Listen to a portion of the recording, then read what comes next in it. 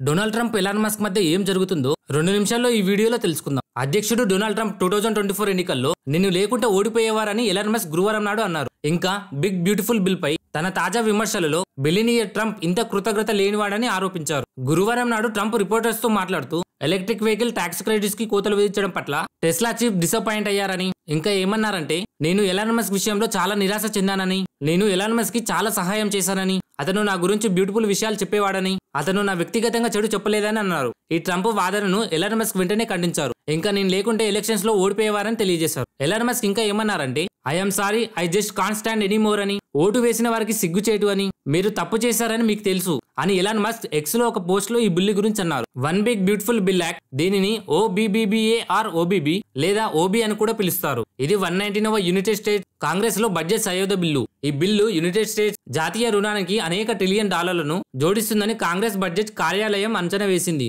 ఈ బిల్లు 2017 పన్ను కోతలు మరియు ఉద్యోగ చట్టాల్లోని ప్రధాన నిబంధనలను విస్తరిస్తుంది. యుఎస్ ప్రెసిడెంట్ డొనాల్డ్ ట్రంప్ తో మాటల యుద్ధం బిలియనియర్ మస్క్ కు భారీ నష్టం కలిగించింది. నిన్న ఒక్కరోజే ఆయన 150 బిలియన్లు అంటే సుమారు 12.8 లక్షల కోట్లు కోల్పోయారు. ఎలాన్ మస్క్ కు చెందిన టెస్లా కంపెనీల షేర్లు 14% పడిపోయాయి. ట్యాక్స్ బిల్లు విషయంలో ట్రంప్ పై ఎలాన్ మస్క్ విమర్శలు చేశాడు. అయితే ఈ బిల్లుతో ఎలక్ట్రిక్ వెహికల్ సేల్స్ పై ట్యాక్స్ బెనిఫిట్స్ రద్దవుతాయని ఆరోపణలు చేస్తున్నారని ట్రంప్ చెప్పారు. డైలీ ఒక ట్రెండింగ్ టాపిక్ తో మీ ముందుకు రావడానికి ప్రయత్నిస్తాను. దానికి ఖచ్చితంగా మీ సపోర్ట్ నాకు కావాలి. మరి ఈ వీడియోపై మీ ఒపీనియన్ ఏంటో కింద కామెంట్ రూపంలో తెలియజేయండి.